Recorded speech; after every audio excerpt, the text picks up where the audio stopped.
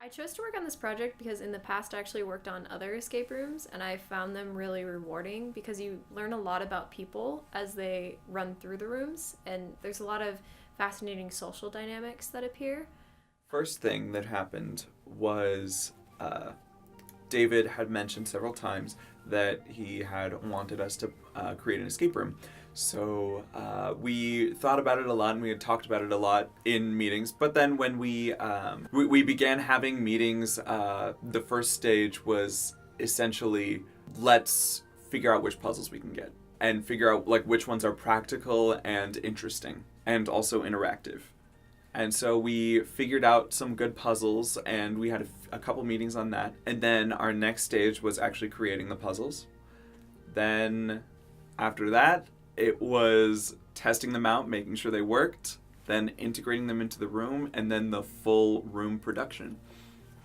One of the most rewarding parts of the room is especially when someone figures out how to solve a puzzle. So they discover something new and they, like, for this example, like, there's Y's all over the walls, which is actually the password to the computer. And the funny thing about it is that it's such a simple password that people constantly overthink it, but which is what we're actually going for when we designed it. So it's not even the fun thing about this is it's not even designing difficult puzzles. Like, yes, you want a difficult puzzle, but you also want puzzles because you have to play with the fact that you think people are going to overthink things, which is kind of fun to mess with people as much as you can, like with black lights and normal lights.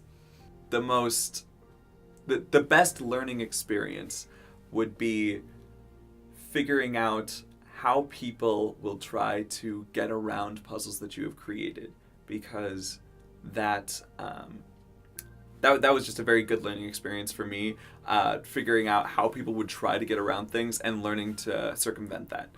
But the most fun thing for me was having people solve a puzzle the way it was supposed to be solved and not needing assistance in that. There's a really fine line where people need a place to go to then use their brains instead of to pick up small hints here and there, because a lot of people are trying to power through these things so quickly that they don't stop and think about things that we specifically note. My perfect puzzle conceptually would definitely include this specific set of initial requirements and then having that create, without even having to solve another riddle or something, a change in the room.